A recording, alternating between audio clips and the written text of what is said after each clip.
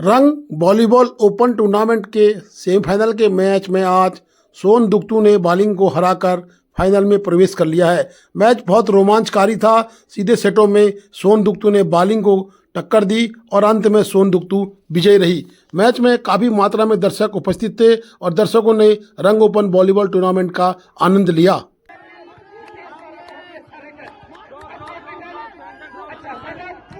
बहुत बढ़िया, बहुत बढ़िया।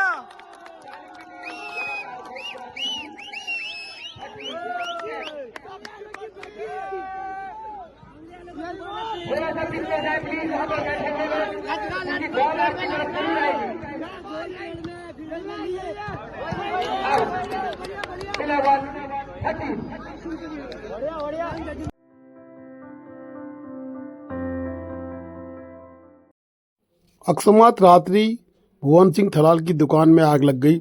दुकान गलाती आर्मी टीसीपी बैंड के समीप है और दुकान पूर्ण रूप से जलकर स्वाह हो गई। बता दें कि भुवन सिंह थलाल की किराना व अन्य मिक्स उपकरणों की दुकान गलाती जाने वाले मार्ग पर टीसीपी के सामने बैंड पे है, जहां से हुस्कर देवी मंदिर की तरफ जाया जाता है। अचानक रात्रि में आग लग गई। आग लगने के कारणों का पता अभी नहीं चल पाया है। धारचूला के राजस्व निरीक्षक पुनेठा जी ने बताया है कि उक्त भुवन सिंह थलाल की दुकान का पूरा विवरण तैयार कर लिया गया है और शासन को प्रेषित कर दिया गया है। अब देखना है कि भुवन सिंह थलाल की दुकान जो पूर्ण रूप से जल गई है और वो सड़क पर आ गए हैं, उनको क्या मुआवजे की दरकार सरकार की तरफ से मिलती है और क्या अग्निकांड में मुआवजा मिलता है या भी नहीं, क्योंकि पूर्व से भी 14 दुकानदार गांधी चौक के अग्निपीड़ित आज भी अग्निपीड़ित है और उनका आज तक कोई भी मुआवजा उपलब्ध नहीं हुआ है। बड़ी विडंबना है कि सरकार का नियम है कि अग्निपीड़ितों को सरकार के द्वारा कोई भी मानक नहीं दिया गया है। अब देखना है कि भुवन सिंह थलाल एक गरीब दुकानदार की स्थिति क्या रहती। देखिए आइए आग कितनी भीषण लगी थी। उस्ताद उसको बना मैं आग बुझाता हूँ।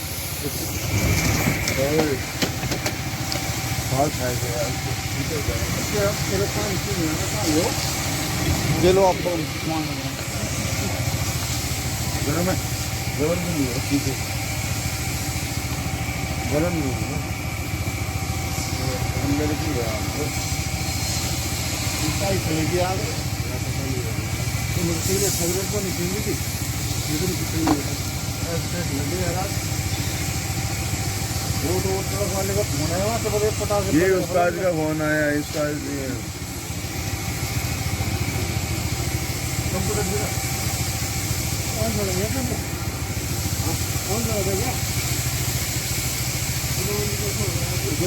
फ्रिज का कोई चीज शार्ट हुआ है, वो देखो फ्रिज से आग लगी है।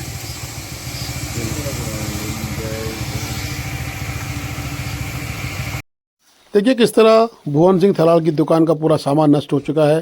चित्र में दिखाई दे रहा है कि कुछ भी उसकी दुकान में नहीं बचा। पक्की दुकान थी, सीमेंटेड, और दुकान के सारे सामान इत्यादि की पूर्ण क्षति हो चुकी है। आज काली नदी बड़े निश्चल प्रवाह से, बड़ी सुंदरता से बह रही है। यही काली नदी अपने रौद्र रूप को जब दिखाती है तो इस तरह के दृश्य धारचूला में देखने को मिलते हैं। बता दें कि ये खोतीला का दृश्य है। 9 सितंबर 2022 को खोतीला में काली नदी के रौद्र रूप ने खोतीला को बर्बाद तबाह कर दिया था। 52 परिवार नेस्ता नाबूद हो गए थे। अपने सामान को छोड़ के अपनी जान बचाने को मजबूर ग्रामीण भाग के इन लोगों ने जान बचाई थी। एक महिला की मृत्यु भी हुई थी। उसके बाद आपदा के दौर में जो चलता है, रेस्क्यू चला, लोगों को खाद्यान्न सामग्री बांटी गई, लोगों को शेल्टर हाउस में रखा गया, लोगों को टेंटें मुहैया कराई गई, परंतु आज तक उनका पुरसाने हाल कोई नहीं है। कुछ लोगों को व्यवस्था के नाम पे 4-4 लाख रुपए मिले हैं, जिनके पास अतिरिक्त जमीनें थी, परंतु जिनके पास मकान थे और जमीनें नहीं थी, उनको आज तक कुछ भी धनराशि नहीं मिली है। आज भी 12 परिवार बेघर, घरों से बाहर रह रहे हैं। आज भी लोग किराए में रह रहे हैं। आज भी लोग स्टेडियम के उस शेल्टर हाउस में रह रहे हैं जो उनको पूर्व में मिला था। कई लोगों की दुर्दशा देखने की स्थिति नहीं है, परंतु प्रशासन अभी भी नहीं जागा है। नहीं प्रशासन ने इनकी कोई व्यवस्था की है। बाहर लोगों का रोना अभी तक प्रशासन के आगे रोज रोया जा रहा है, परंतु सरकार की शर्तें इतनी खतरनाक हैं कि आपके पास जमीन है तो लाइए, आपको 4 लाख रुपए देते हैं, आप मकान बनाइए। परंतु जिनके पास एक ही आशियाना था और जो उजड़ चुका है, वो कहाँ से 4 जमीन लाएंगे और कहाँ मकान बनाएंगे। उहापोह की स्थिति है। कुछ लोग सोच रहे हैं कि सरकार हमें कुछ पैसा दे दे तो हम अतिरिक्त जमीनें खरीदे, परंतु कहीं से कोई निष्कर्ष नहीं निकला। 12 परिवार आज भी परेशान स्थिति में दिखाई दे रहे हैं। 9 सितंबर 2022 को आई भीषण आपदा के तहत ये खोतीला का जो मेरा पीछे दृश्य दिख रहा है ये बर्बाद हो गया था। 52 परिवार इसमें जमींदोज हो गए थे। आज की स्थिति देखिए किस तरह से खोतीला के सारे मकान टूटे पड़े हैं। 1 वर्ष से ऊपर का समय बीत गया है। कुछ परिवारों को राहत मिली है, परंतु अभी कुछ परिवार फिर राहत के इंतजार में है। 12-13 परिवार अभी भी शेल्टर हाउस के रूप में स्टेडियम धारचूला में रुके पड़े हैं और उनका अभी तक कोई पुरसाने हाल नहीं है।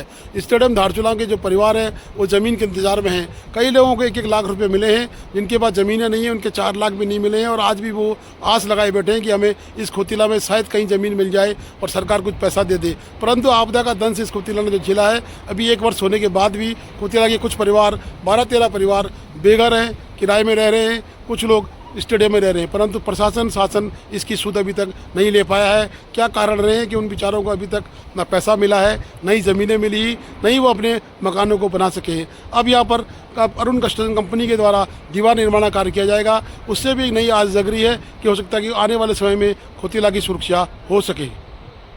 और क्या स्थितियाँ चल रही हैं? रहते हैं यहाँ 10-11 परिवार रहते हैं। अभी बहुत परेशानी हो रही है, बहुत दिक्कत हो रही है। कोई देखने भी नहीं आते कैसे रह रहे हैं, कैसी परेशानी में रह रहे हैं। विस्थापन का कुछ दिख नहीं रहा है, होना है नहीं होना है, बहुत दिक्कतें आ रही है। क्या बताए अभी कितने कुछ ही सुविधा अभी तो कुछ मिली नहीं है। परेशान तो बहुत परेशानी हो रही है हमको। छोटे छोटे बच्चे भी हैं, परिवार रहते हैं यहाँ 11-12 परिवार है। अब सर तो कह रहे हैं एसडीएम सर की करेंगे करके, पर अभी कुछ दिख तो नहीं रहा है कि हो रहा है हमारा विस्थापन का कुछ बात। नहीं 2023 अभी कितने क्या महसूस करे, घर जिसके पास नहीं होगा वो क्या महसूस करेगा। कितने परेशान है वो तो हम ही जानते हैं। सरकार से भी कुछ मिल नहीं पा रहा है, सब चीज़ हमें और कुछ नहीं चाहिए, वैसे ही हमारा घर बन जाए बस वही बहुत है।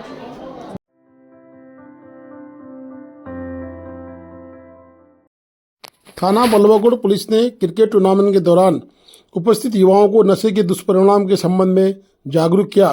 पुलिस अधीक्षक महोदय पिथौरागढ़ श्री लोकेश्वर सिंह के निर्देश में आज जनपद पुलिस द्वारा नशे के दुष्परिणामों के संबंध में लगातार जागरूकता कार्यक्रम का आयोजन करा जा रहा है। इसी क्रम में थानाध्यक्ष बल्लभाकोट अनिल आर्या ने भी जीआईसी बल्लभाकोट में स्वर्गीय पूर्ण सिंह मेमोरियल क्रिकेट प्रतियोगिता के मुख्य अतिथि के रूप में सम्मिलित होकर युवाओं को नशे से दूर रहने की बात कही है। जिलाधिकारी पिथौरागढ़ रीना जोशी के द्वारा फीता काटकर मॉडर्न पुलिस कंट्रोल रूम का उद्घाटन किया गया। बता दें कि नगर क्षेत्र पिथौरागढ़ के लिए चप्पे चप्पे पर सुरक्षा के इंतजाम कर दिए गए हैं। 24 पॉइंटों में कुल 36 कैमरों को लगाया गया है। पिथौरागढ़ पुलिस कंट्रोल रूम को किया गया मॉडर्नाइजेशन। बता दें कि सीसीटीवी कैमरों के माध्यम से शहर के चप्पे चप्पे पर रखी जाएगी पैनी नजर। छेड़खानी की घटनाओं व अन्य अपराधों की रोकथाम के साथ साथ यातायात व्यवस्था को दृढ़ बनाने में मिलेगी मदद। पुलिस अधीक्षक महोदय पिथौरागढ़ के द्वारा बताया गया। लोकेश्वर सिंह ने बताया कि जनपद क्षेत्रांतर्गत अपराधों की रोकथाम व पुलिस प्रक्रिया को अधिक प्रभावी बनाने हेतु मॉडर्न पुलिस कंट्रोल रूम का स्थापना की गई है। मॉडर्न कंट्रोल रूम नगर क्षेत्र के समस्त सीसीटीवी कैमरे पोलनेट जनपद पिथौरागढ़ का जो डिस्ट्रिक्ट कंट्रोल रूम है उसमें हम लोगों ने कुल लगभग 30 लाख की लागत से नए कैमरास की इंस्टॉलेशंस की है और जो हाई रेजोल्यूशन कैमरास हैं और इसी के साथ साथ हमारा जो कंट्रोल रूम है उसको मॉडर्नाइज किया गया है, जिसमें हमारा डिस्ट्रिक्ट कंट्रोल रूम 112 पोलनेट इत्यादि सभी को हम लोगों ने एक जगह सेंट्रलाइज किया है। इस मॉडर्नाइजेशन के साथ साथ जो है एक तो हमारी एक्टिविटीज़ जो पुलिस की हैं वो स्ट्रीमलाइन हो जाएंगी और साथ ही साथ जो पूरे कस्बे की शहर की और जो हमारे एंट्री एग्जिट पॉइंट्स हैं उन सब पे अच्छी निगरानी भी रहेगी। इसमें हम लोगों को क्राइम कंट्रोल और ट्रैफिक कंट्रोल और जो छोटी छोटी घटनाएं होती हैं उनको सर्विलेंस करने में बहुत ही फ्यूचर में हेल्प मिलेगी। Please do like, share and subscribe DCL News.